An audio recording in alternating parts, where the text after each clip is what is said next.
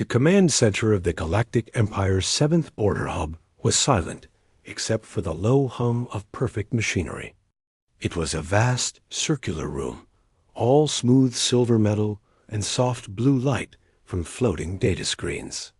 Grand Proctor Kong sat in his central chair, a throne of authority.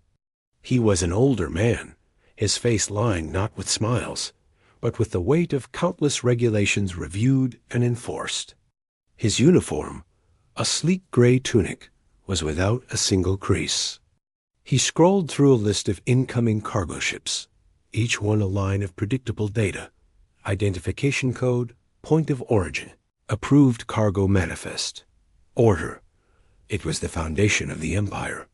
For 1,000 years, this order had kept peace across the stars, at a station near him. Legate Han watched her own screens. She was a military woman, her hair pulled back tightly, her eyes missing nothing. She served as the Grand Proctor's link to the Empire's defense forces. Her job was to translate protocol into action. For years, that action had been a dull routine of inspections and ceremonial patrols. The Empire had not faced a true threat in centuries. Why would it? Every civilized species joined the Empire for its technology, its peace, and its vast trade network. To exist outside, it was to be primitive, irrelevant, or insane. A soft chime, different from the others, sounded at Legate Han's station. A minor alert. She tapped the screen, her brow furrowing slightly. The sensor grid had picked up a jump point activation. This was normal. Ships arrived every hour. But this jump point was not on the approved lattice. It was a wild point, unstable and unused for navigation. The Empire had mapped all stable routes long ago. Using an unmapped point was not just illegal. It was considered physically reckless. Grand Proctor, Han said, her voice calm but carrying across the quiet room. A sensor anomaly. A single vessel has emerged from an unregistered jump vector at marker 7 Alpha. Kong did not look up from his data slate. A freighter with a faulty drive, no doubt. Scan its transponder and send the standard citation for navigational irregularity. Find them double for the sensor disturbance. That is the anomaly, Proctor, Han replied, her fingers dancing over her console. It has no transponder. It broadcasts no identification codes. It is silent. Now Kong looked up. His eyes were sharp. Silent? A malfunction, then. Hail them on all standard frequencies. Inform them they are in breach of 14 primary navigation statutes. Legate Han issued the commands. The automated hails went out, polite but firm recordings, demanding the vessel identify itself and submit to immediate inspection. On the main viewing screen, a distant starfield was visible. In the center, a new icon blinked a red triangle, the universal symbol for an unknown contact. Seconds passed. Then a minute. No response. Power signature? Kong asked, a note of irritation in his voice. It is. Unusual, Han said, studying the readings. It fluctuates. It reads as a hybrid of fusion and something else. The energy output is messy, inconsistent. The ship's design does not match any profile in our database. It is not a freighter. Its shape suggests a purpose-built military hull, but its size is wrong for a warship of any major species. It is alone? A warship? Kong scoffed, a dry, humorless sound. From whom? The Kesserai are 300 light-years away and under treaty. The Lunar Collective would never send a single ship. This is nonsense. It is debris or a sensor ghost. Increase scan resolution. But it was not a ghost. On the screen, the red triangle began to move, slowly, deliberately. It was on a direct course that would, if unchanged, take it past the border hub and into a quiet, unclaimed sector of space. It moved with intent. It is proceeding on a set course, Han reported. Thrust levels are minimal. It is ignoring all hails. A cold official anger settled over Grand Proctor Kong. This was not an accident. This was a choice. A deliberate flouting of the law. The order of his domain had been punctured by a silent, unknown object. Deploy the visual scanner. One want to see this thing. A moment later, a magnified image flickered onto the main screen. The room seemed to grow colder. The ship was like nothing they had ever seen. Imperial ships were beautiful, sleek, geometric, shining with polished alloy. This vessel was angular and utilitarian. Its hull was a patchwork of gray and black plates, some seeming newer than others. It had weapon ports, but they were of varying sizes. Engine nacelles were bolted onto the frame in a way that looked almost haphazard. It had no elegance. It looked functional. It looked brutal. And across its side, in blocky, simple script, were letters. KSV Dauntless. What does that script signify? Kong demanded. Run it through the xenolinguistic banks. No match, Han said after a moment. It is not a recognized language of any member species. It is new. Inside the KSV Dauntless, the air was different. It was not silent. It hummed with a chorus of different sounds, the deep thrum of the main reactor, the higher whine of the gravity drive spooling down, the beeps of workstations, the faint rush of air through vents. The lights were functional, not soothing. They illuminated a bridge that was packed with consoles and screens, wires tucked neatly but visibly along the edges. Captain Lee Jun stood before the main viewing screen, his hands clasped behind his back. He was a solid man, his face weathered not by time alone, but by hard decisions. He watched the image of the Imperial Border Hub, a magnificent jewel of technology, growing slowly larger. He showed no awe. Report, he said, his voice a low rumble dot to his right. Commander Park Mina leaned over a sensor display. Her eyes were quick, intelligent. All readings confirm the predictions, Captain. Their station emits a uniform energy signature. Their sensor pulses are on a predictable cycle. They have made no defensive preparations. Their entire posture is one of administrative confusion. At the communications station, a young man named L.T. Choi Tae-min listened to the angry chatter filling his headset. Sir, they are hailing us on 17 different frequencies now. The messages are escalating, from requests for identification to demands for surrender. They sound upset. A slight, almost invisible smile touched Lee Jun's lips. Let them be upset. Maintain radio silence. Do not give them a single data point they are not forced to work for. Mina, course? Holding steady, Commander Park said. We are a pebble in their shoe. They do not know whether to shake us out or ignore us. From an engineering station at the rear of the bridge, Dr. Kim Suah spoke up. Her hands were stained with a faint smudge of lubricant. The jump was clean. The hybrid drive held. Their scans are hitting us now. They are trying to get a clear read on our power core. They will not like what they see. Good, Lee Jun said. He turned to look at his crew. They were not afraid. They were focused. They had trained for this moment for years. Not for a battle, but for a first impression. Remember the mission. We are not here to conquer. We are not here to beg. We are here to exist. They have built a galaxy where existence requires a permit. We are about to show them another way. On the screen, the Imperial hub loomed. It was a city in space, gleaming and perfect.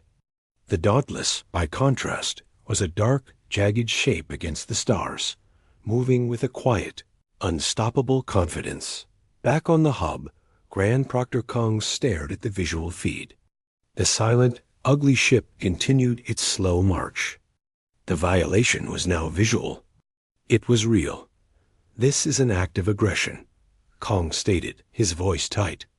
A single primitive vessel daring to enter Empire space without so much as a by your leave. They must learn the cost of chaos. Legate Han, dispatch the compliance squadron. Have them intercept, surround, and board that vessel. I want its crew in chains and its computers ripped out for analysis. I want to know what fool species sent this piece of scrap metal into my space. Legate Han nodded. At once, Grand Proctor. She sent the orders. 3 points of light detached from the lower docks of the hub. They were Imperial frigates, shaped like sharpened diamonds. They moved in perfect unison, their formation flawless. They were swift, beautiful, and deadly. They were the hammer of Imperial law, designed to crush any minor disorder. On the bridge of the Dauntless, LT, Choi Tae-min looked up. Captain, 3 vessels have launched from the station. They are on an intercept course. High speed. Weapons are hot. Lee Jun did not move. He watched the 3 brilliant ships approaching on the screen. Standard enforcement pattern, Commander Park observed coolly. They will attempt to box us in, present a unified threat, and demand surrender again. Let them play their part, Lee Jun said. All stations stand by. Do not power weapons. Do not alter course. Do not increase thrust. Let them come. Let them see us. Let them talk to a wall. The Imperial frigates closed the distance with terrifying speed. They slid into position around the Dauntless One ahead, 1 to each side. A classic tri-prong containment. A new hail came through, this one from the lead frigate. The voice was crisp, official, and utterly confident. Unidentified vessel. You are in violation of Galactic Empire sovereignty. Cut your engines immediately and prepare for boarding. You have 10 seconds to comply. Failure to comply will be met with lethal force. The message echoed in the quiet bridge of the Dauntless. 10 seconds passed. The lead frigate fired. Not to destroy, but to warn. 2 brilliant lances of blue energy flashed from its cannons, passing so close to the Dauntless's hull that the light filled the view screen. The Dauntless did not stop. It did not deviate. It continued its slow, steady impose. The silence on the bridge of the Dauntless was not the silence of fear. It was the quiet of a coiled spring. The bright flash of the warning shots from the Imperial frigate washed over the main view screen and faded, leaving only the steady image of the stars and the 3 elegant, hostile ships holding their positions. Captain Lee Jun did not flinch. He simply watched. Damage? He asked, his voice calm. None, Commander Park Mina replied from her station. Her eyes were fixed on her tactical display. Their shot placement was precise. A display of perfect control. They expect us to be intimidated. Choi Tae-min adjusted the headset over his ears. The lead frigate is hailing us again. Their commander sounds less patient. Let him talk, Lee Jun said. He turned to face the rear of the bridge. Dr. Kim, their shields? Dr. Kim Soo-ah was studying a stream of data on her engineering console. Her fingers traced lines of fluctuating energy readings. Just as we theorized, Captain. Their shielding technology is magnificent. It is a stable, unified bubble. But it is tuned to a very specific harmonic range. It is optimized to dissipate energy from their own weapon types and the weapons of known member species. It is a perfect solution to known problems. And to an unknown one? Lee Jun asked. A small, focused smile appeared on Kim Soo-ah's face. It is a wall of perfect crystal. We are not a laser. We are a hammer. On the Imperial frigate Resplendent, Commander Vale was losing his professional composure. He was a proud officer of the Empire, and this ugly, silent boulder of a ship was an insult. He had fired the warning shots with millimeter precision. He had issued the lawful command. The only response was the continuing, slow thrust of the vessel's engines. It was like shouting at a mountain. Grand Proctor Kong demands action, his communications officer said, a nervous tremor in his voice. He is watching. Commander Vale set his jaw. Protocol was clear. A vessel that ignored a warning shot was to be disabled. Target their primary engine nacelles. Precision burst. We will cut their legs out from under them and then board them. All ships fire on my mark. The 3 frigates aligned their targeting systems. On the bridge of the Dauntless, a harsh alarm beeped. We have multiple weapon locks, Park Mina announced, her tone clinical. Predictive targeting suggests they will aim for our propulsion to disable us. Shields to adaptive dispersal, Li Jun ordered. Brace for impact. The Imperial ships fired. 3 lances of coherent blue energy, beautiful and deadly, leapt across the void. They struck the Dauntless not on the engines, but on the central hull as the ship had suddenly rolled. The impact was not silent. A deep, shuddering gong echoed through the human ship, the sound of a giant bell being struck. On the Imperial frigates, the officers watched their sensor screens. The energy blast should have flared against the unknown ship's shields and then burned through the hull. Instead, something strange happened. The Dauntless's shields did not glow with a smooth, contained light. They crackled. They sparked with jagged, white filaments of energy, like a net of lightning catching the blast. The blue Imperial energy seemed to fragment, to scatter unevenly across the shield surface before dissipating. The main hull of the Dauntless glowed red-hot in 3 small spots for a moment, then began to cool. A small amount of vapor, likely outer hull plating, vented into space. The ship stayed whole. It did not spin away. It did not power down. Its engines flared. They did not flare with the clean, blue-white plasma of Imperial drives. They burned with a fierce orange-yellow flame, mixed with a peculiar shimmering distortion, the telltale sign of a raw gravity drive pushing against spacetime itself. The Dauntless did not turn to fight. It accelerated straight ahead, not with the graceful, smooth acceleration of Imperial ships, but with a sudden, brutal, mechanical roar that translated as a massive spike on the Imperial sensors. It was like watching a beast take a deep breath and then lunge. The frigate directly in its path, the Resplendent, was caught completely off guard. Their doctrine said a ship that was just hit should be reeling, not attacking. This wasn't even an attack. It was a bulldozer moving forward. Commander Vale shouted for evasive maneuvers, but it was too late. The Dauntless, with its ugly functional thrust, was not trying to outmaneuver them. It was simply going where it had already been going.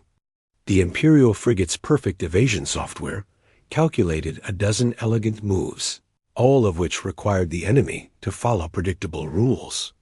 The Dauntless followed no rules.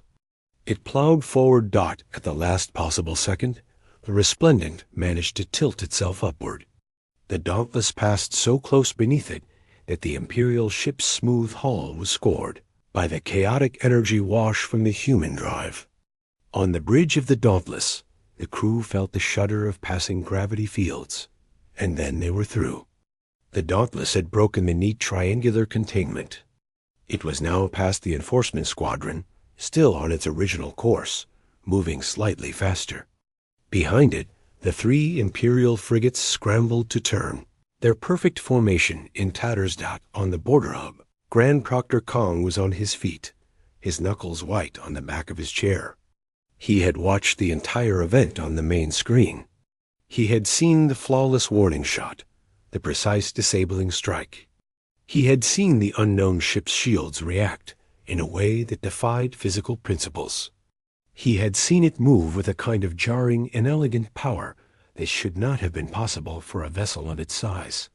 What was that? He demanded, his voice a whisper of pure fury. Why is it not disabled? Why did it not respond? Legate Han was analyzing the sensor data, her face pale. The energy dispersal. It was not a standard shield failure. It was as if their shield actively broke our beam apart, like rock breaking water. It was inefficient. It was wasteful. But it worked. And their thrust. They have no inertial dampeners of any sophistication. The G-forces on that crew should have turned them to paste. Yet they executed a high-thrust maneuver. They are barbarians. Kong spat. They use crude brute force technology. It is an insult to science.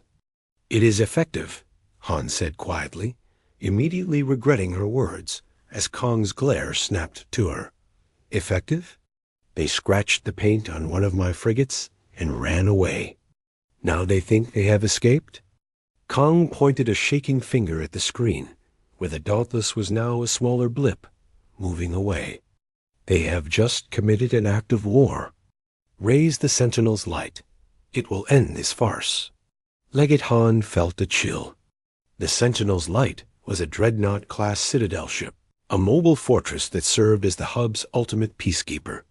It was designed to shatter rebel fleets, to pacify whole systems.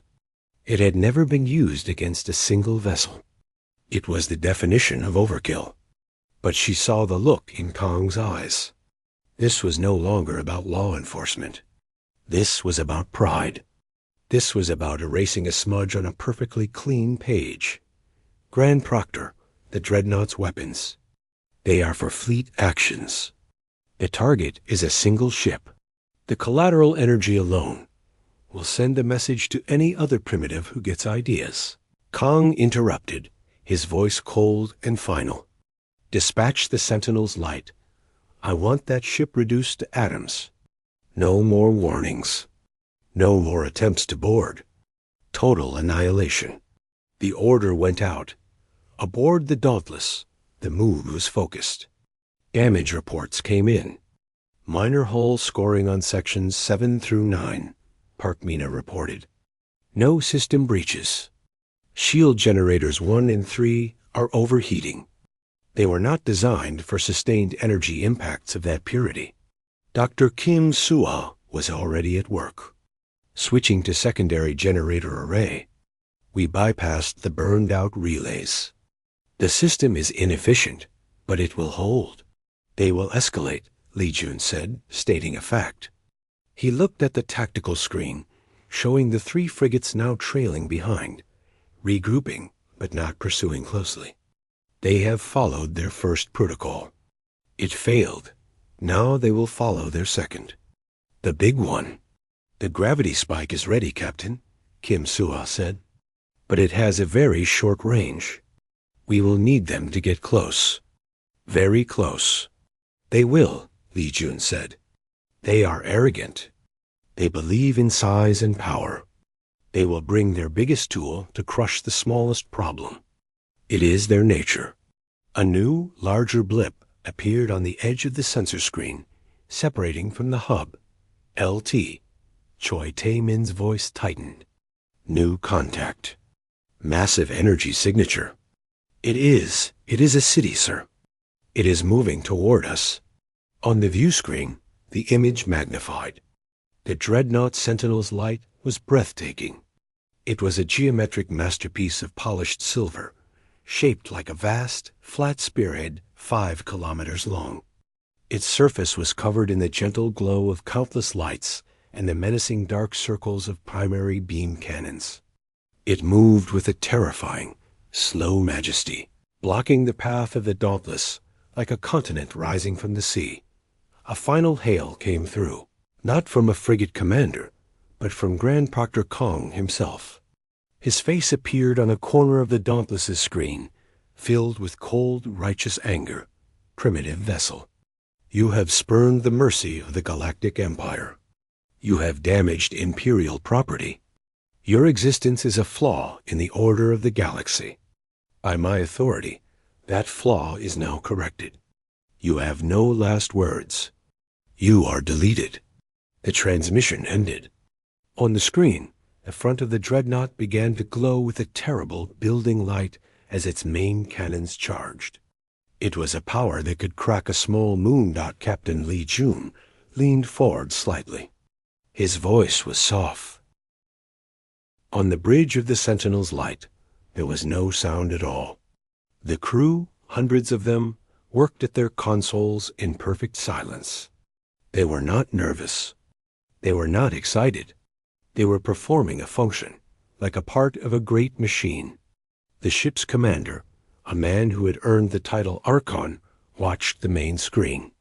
The small, ugly vessel was now a target icon, its pathetic energy signature a flickering candle next to the roaring sun of the dreadnought. He felt a mild distaste. Using the primary particle lances on such a target was like using a starship engine to light a single match. It was wasteful. But orders from the Grand Proctor were absolute. Primary cannons at 98% charge. A technician reported, his voice flat. Target locked. Solution is optimal. No chance of evasion, said another. The Archon gave a single slow nod. Fire.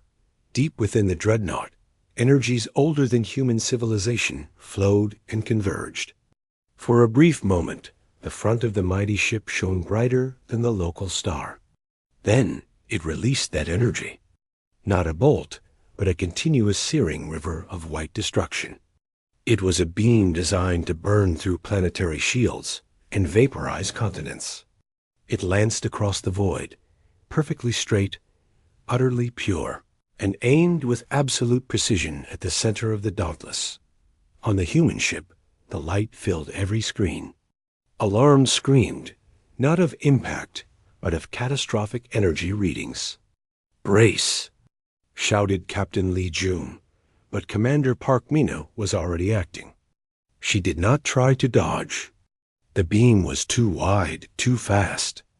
Instead, she fired the Dauntless's maneuvering thrusters in a short, violent burst. The ship skewed sideways, presenting its angled belly to the beam. It was not an evasion. It was a deflection. The perfect, concentrated beam of energy struck the Dauntless's shields at a glancing angle.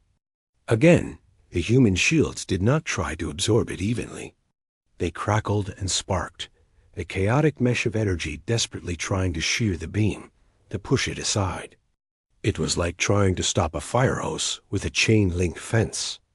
Most of the terrible energy washed past, scorching the void and melting minor surface fixtures on the Dauntless with near misses. But a fraction of it was caught, scattered, and dissipated in a storm of wasted lightning. The sound inside the hull was a deafening, tearing shriek of metal, stressed to its limit. The lights flickered and died, replaced by the dim red glow of emergency strips. Shield generators 2 and 4 are gone. Dr. Kim Sua yelled over the din, her hands flying over her console. Hull temperature critical on the port side. We are bleeding atmosphere from 3 minor compartments. Sealing now. Lee Jun held onto his chair, his body rocked by the vibrations.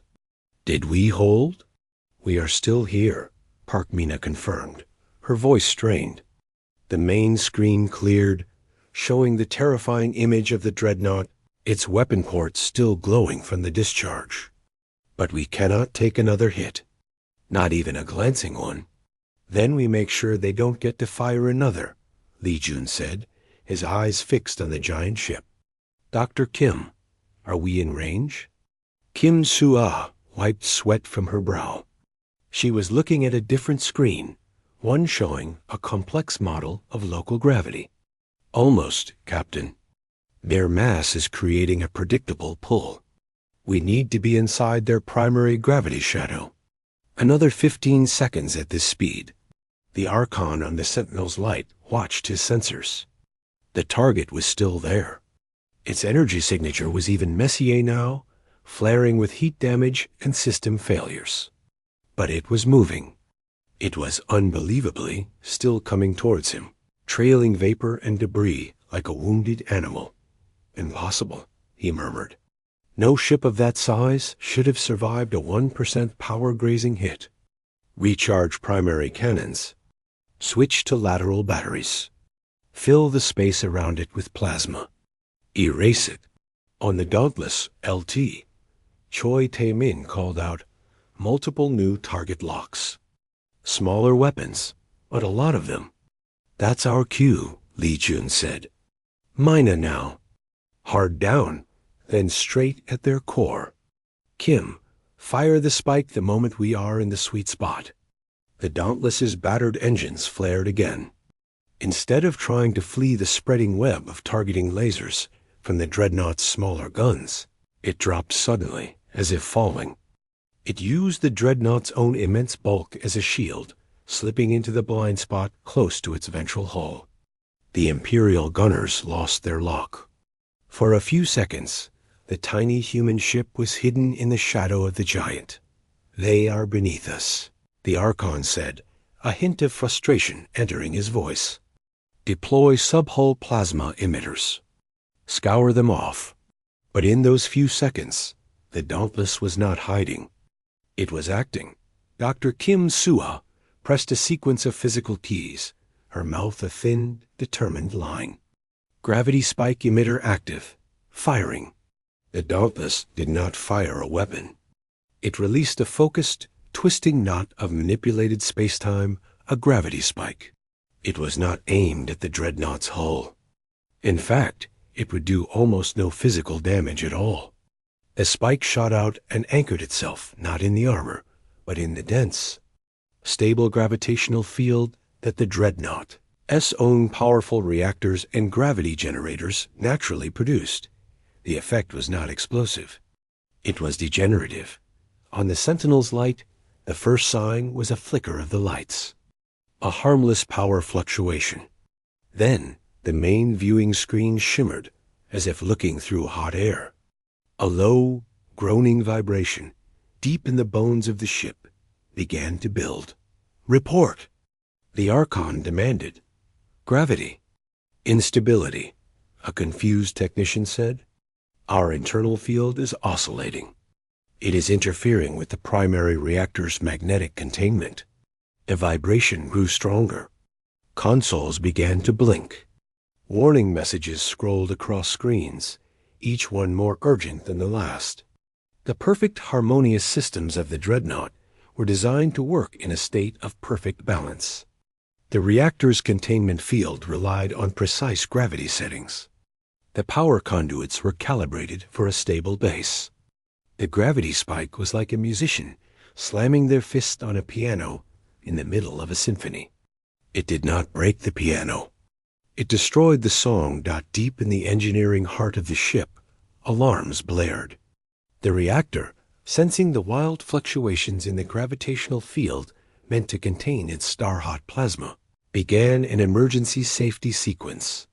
It began to power down, segment by segment.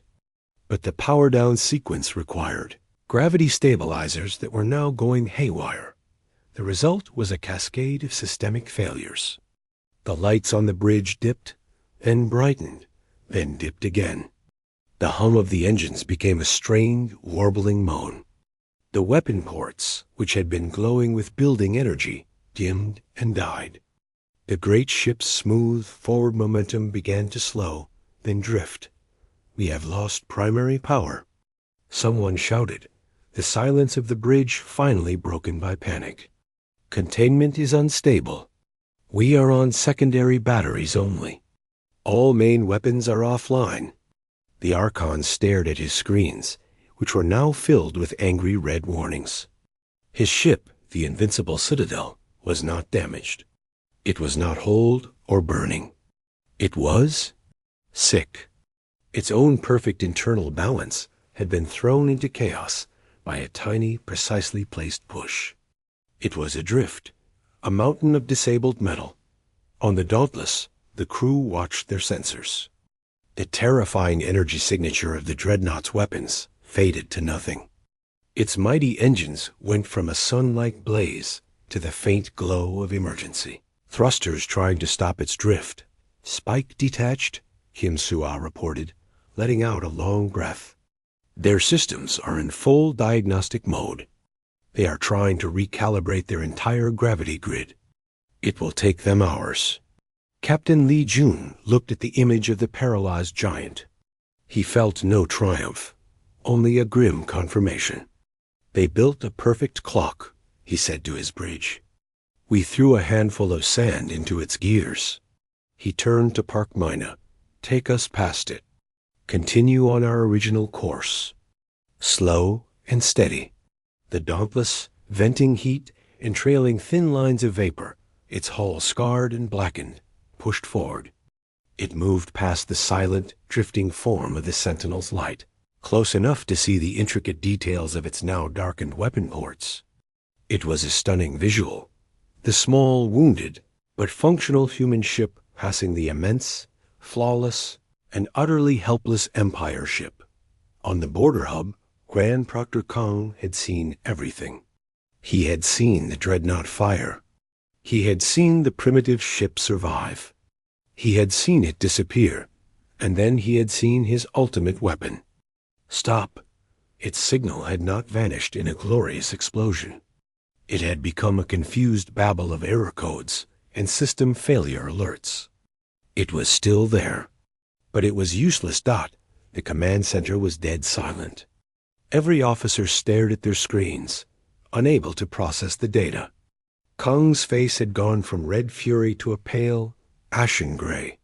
His mouth opened, but no sound came out. The foundation of his world, the certainty of superior technology, the infallibility of imperial power, had not been broken by a greater power. It had been tripped up by a piece of cosmic dirt. Legate Han finally found her voice. It was hushed, filled with something like awe. "They didn't fight it, Proctor. They confused it. They attacked its reality, not its hull." Kong slowly turned to look at her, his eyes wide and uncomprehending. He had no orders to give. No protocol covered this. The hammer had failed. What did you use next? Silence filled the command center of the border hub.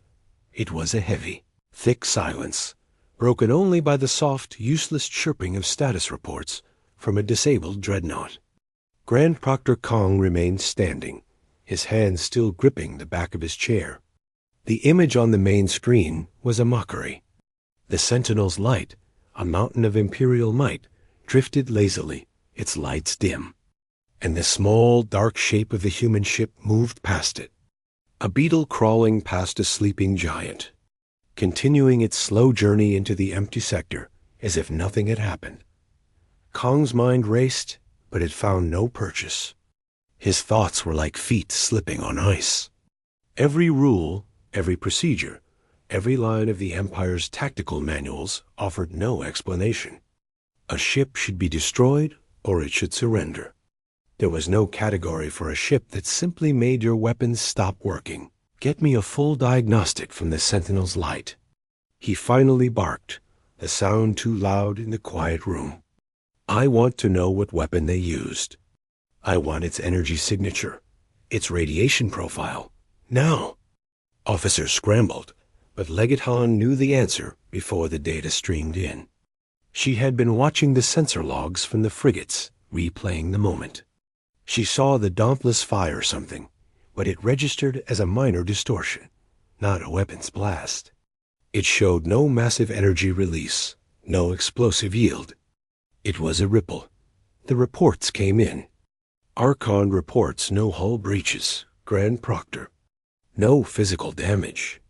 Primary, secondary, and tertiary reactor systems are intact but offline. They are experiencing a critical instability in their internal gravity field. The ship's computer is running full diagnostics. All offensive and defensive systems are non-functional. They are running on life support batteries. Gravity?" Kong whispered the word like a curse. "They attacked us with gravity?" "Not as a weapon," Han said slowly, walking to her own console and pulling up the data. She spoke more to herself than to Kang, piecing it together. "Look at the pattern.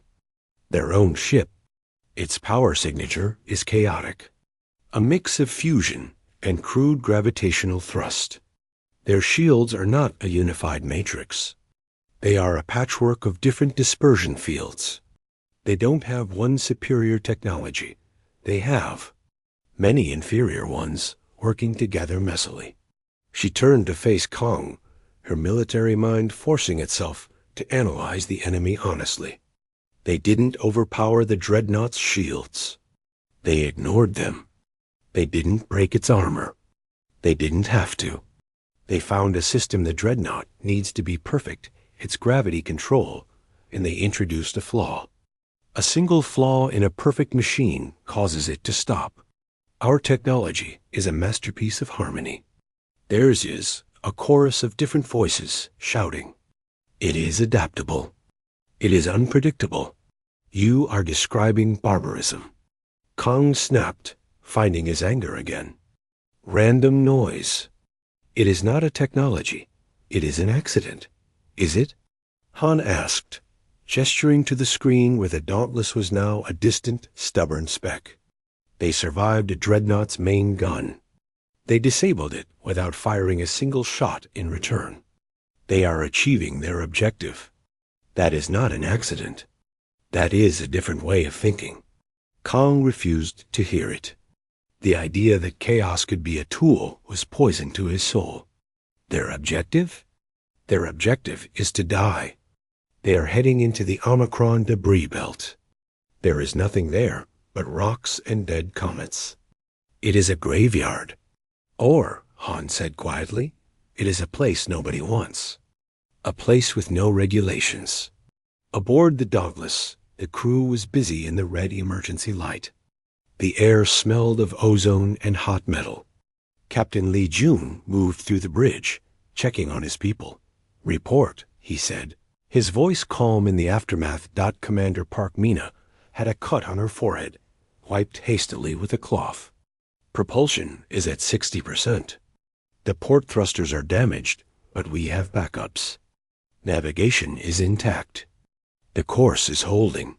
Dr. Kim Suao was elbow-deep in an open access panel, her voice muffled. We lost primary shielding. I've rerouted through the secondary grid. It's weaker, but it's more flexible. The gravity spike emitter is drained. It will take 12 hours to recharge. We are defenseless from another attack like that. They won't try the same thing twice, Li Jun said. He looked at LT, Choi Tae-min, who was listening intently to the comms. What are they saying, Tae-min? The young officer pulled one headphone away from his ear. Confusion, sir. A lot of traffic between the hub and the dreadnought. They are arguing about what happened. Some think it was a secret weapon. Some think it was a freak accident. They are not pursuing. Park Mina smiled wearily. They don't know what to pursue with. Their big stick just broke. What's next? Throw rocks? Li Jun nodded. He moved to the main view screen, now showing the destination ahead, a sparse, dark field of asteroids tumbling slowly around a cold, ancient star. They will need to debate. They will need to file reports, convene committees, analyze the data. It is their strength. And now, their weakness. It gives us time. Time for what, Captain? Dr. Kim asked, emerging from the panel. We are hurt. We are alone. We are heading for a field of rocks. We are heading for home, Li Jun corrected her gently. He called up a file on the screen. It showed schematics, not of weapons, but of machinery. Refineries.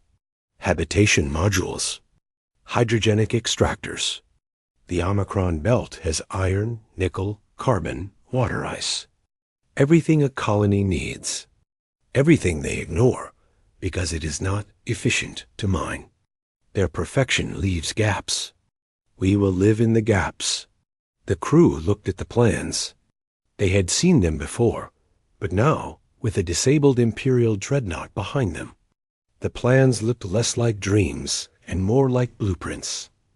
Our mission was never to win a war, Li Jun said, speaking to all of them.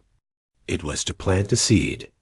They have a garden, and every plant must grow in its assigned pot. We are a seed from a different kind of plant. We grow in cracks. We find a patch of dirt they think is useless, and we put down roots. The first root is the hardest. We have just pushed through the concrete. On the border hub, the debate raged, just as Li Jun predicted. Grand Proctor Kong demanded a full fleet response. We must obliterate them. Send every ship. Drown that thing in fire. The Empire's honor demands it. Legate Han stood before him, her hands behind her back, a model of military respect. But her words were a challenge. With respect, Grand Proctor, what do we send? The Sentinel's light is useless. The frigate's weapons were ineffective. Do we risk more assets against a vessel that turns our own perfection against us? What if it has more of those? Disturbances? What if it can do that to a whole fleet? You are suggesting we do nothing? Kong's voice rose to a shout. You suggest we let this infection fester in our space? I suggest we understand it, Han replied firmly. We observed. We engaged. We have data. Their technology is not magic. It is different. They used a focused gravity pulse to disrupt a stable system. It is a tool, not a death ray. They have shown no desire to attack us, only to defend themselves and continue to a worthless asteroid belt. Their desire is irrelevant. Their existence is the crime. Then what is the penalty? Han asked, her voice dropping. We have already applied the standard penalties. Warning, disablement, annihilation. They ignored the first, survived the second, and neutralized the third. The rule book is empty, Proctor. Kong stared at her, breathing heavily. He felt the walls of his universe bending. An enemy that did not obey the rules of war was an impossibility. Yet there it was. We have one final tool, he said, his voice turning cold and low. We quarantine them. We declare the Omicron sector a forbidden zone. We place a cordon of monitoring satellites. We cut them off from the galaxy. Let them rot in their field of rocks, talking to themselves until their machinery breaks down and their lights go out. They will be a footnote, a curiosity. They will die in silence. Legate Han said nothing. She simply nodded. It was a solution the Empire could understand. It did not require admitting defeat. It required paperwork. It was a slow, administrative death sentence. She looked back at the sensor screen. The human ship, the Dauntless, was now a faint signature, merging with the clutter of the asteroid field. It was not dying. It was disappearing into the place the Empire had forgotten. She wondered which was stronger, a perfect, unyielding wall or a single stubborn root. The Empire had just bet everything on the wall. Time for the Galactic Empire was measured in orderly cycles of reports, inspections, and reviews. For the humans in the Omicron debris belt, time was measured in the ring of a hammer on metal, the hiss of a welder, and the slow, steady growth of something new. A standard imperial year passed. On the border hub, Grand Proctor Kong had finally regained his composure. The Omicron anomaly, as it was officially filed, was contained. A network of silent, watchful satellites now floated at the edge of the asteroid field, their sensors perpetually scanning. They detected the chaotic, fluctuating energy signatures from within the belt, but they showed no signs of weapons development, no engine tests for a new attack. It was just noise, background static from a primitive outpost. Kong's solution was working. The infection was quarantined. He considered the matter dull, if not fully closed. Legate Han was not so sure. She made a habit of reviewing the satellite data herself, long after her shift ended. The energy readings were messy, but they were not diminishing. They were changing, spreading. Different pockets of activity would flare up in different parts of the belt. It was not the pattern of a dying colony. It was the pattern of a colony, exploring, building, adapting. They are still alive in there, she said one day to Kang, as he signed a decree about tariff adjustments. He did not look up. Barely. They are scavengers, picking at rocks. Their power signatures prove it wild, unstable. They are one reactor failure from freezing in the dark. Their silence proves our victory. But they were not silent. Inside the belt, around a large, mineral-rich asteroid the humans had named Foundation, a colony thrived. It did not look like an imperial city. There were no gleaming spires.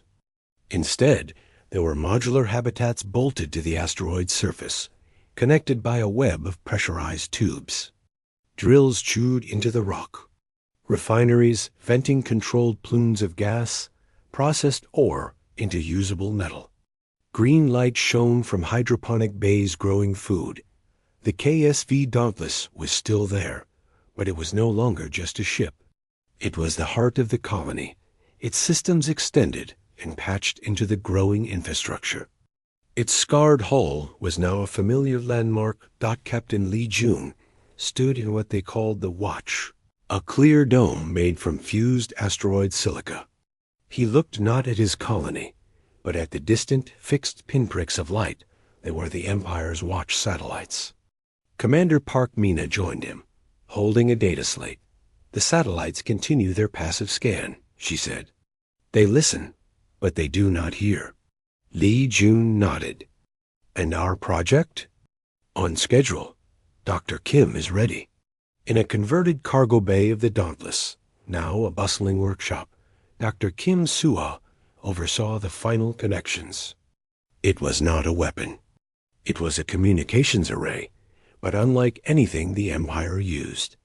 Imperial comms were tight, focused beams of pure data, efficient and private. This array was a broadcast transmitter, cobbled together from ship parts, mining sensors, and salvaged components from the Dauntless's own non-essential systems. It was broad, wasteful, and powerful. It will send on every frequency, from the lowest to the highest, all at once, Kim explained to Lee Jun when he entered. It will be a shout. A very noisy, messy shout. Their satellites will hear it as garbage. Interference. And the message? Lee Jun asked. Kim Suha smiled. Simple. A basic mathematical primer. The location of this star system. And a visual feed of what we've built. Open the channel, Lee Jun said. At the same moment, on the border hub, Legate Han was monitoring the Omicron sector feed. The usual chaotic energy patterns were there. Then suddenly, every single Imperial satellite lit up. Their screens were flooded with an impossible torrent of raw data. It was a roar of noise static, overlapping signals, bursts of energy on conflicting wavelengths. It was so dense it blinded the sensors temporarily. What is that? An officer cried out. An explosion? A reactor meltdown? Han leaned forward, her heart pounding. No, it's structured. Look at the pattern in the noise. It's a carrier wave. It's a transmission.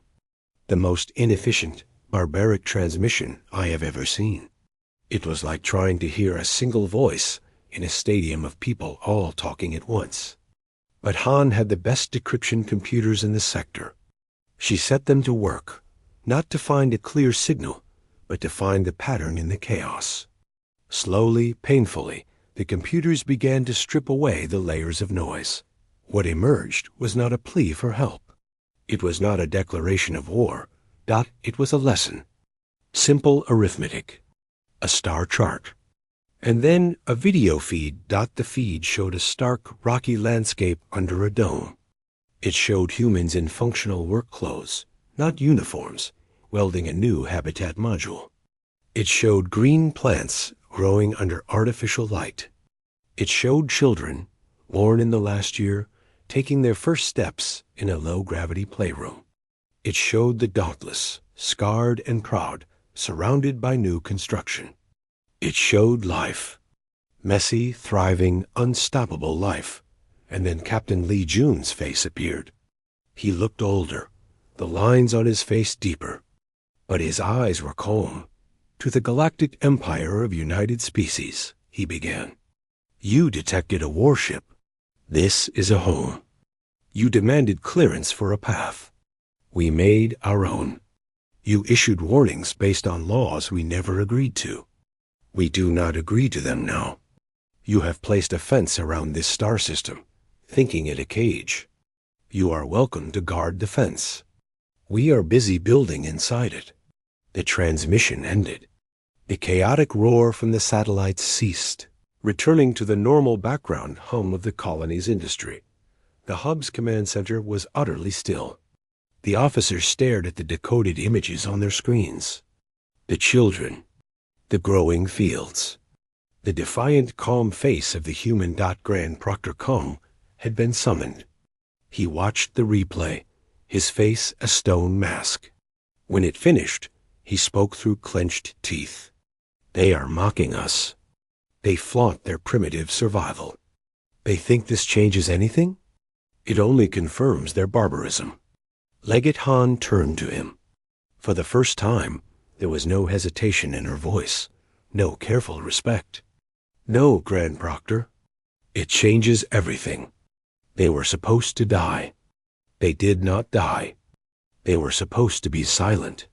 They have just spoken to the entire sector with a voice so loud we could not block it. They were supposed to be contained. Look. She pulled up a long-range scan. The energy signatures were not just in one asteroid anymore. They were in 3. And there were new, smaller signature ships. Not warships. Short-range mining vessels moving between the rocks. They are not contained. They are expanding. Within their fence, they are free. We will tighten the cordon. More satellites. A full fleet blockade. Kong sputtered, but the words sounded hollow even to him. A fleet to blockade rocks? To what end? Han asked, her voice quiet but clear in the silent room. They do not want to leave. They want to be left alone. To exist. Every ship we send, every rule we declare, only proves their point. They do not fight our power. They show us its limits. They are not in a cage, Proctor. They have planted a garden in a place we called a wasteland, and they have just invited the whole galaxy to look over the fence and see it grow. Kong had no answer. He looked at the faces of his officers. He saw not fear, but something worse. Curiosity, doubt. The human's simple, clear message had not threatened them. It had ignored them. And in ignoring the Empire's ultimate power, the power to grant or deny permission, it had made that power seem small. On the asteroid foundation, Li Jun looked out the watch dome. The Imperial satellites were still there, unmoving. Do you think they will attack again? Park Mina asked, coming to stand beside him. Perhaps, Li Jun said, but it does not matter. If they attack, we will adapt. If they watch, we will grow. If they leave us alone, we will build. We are no longer just a ship, Mina. We are a fact. They can dislike a fact, but they cannot unknow it. He placed a hand on the cool silica of the dome. Below them, the colony buzzed with activity. A speck of warm, chaotic light in the infinite. Ordered dark dot far away, on the border hub. Grand Proctor Kong finally left the command center, his shoulders slumped.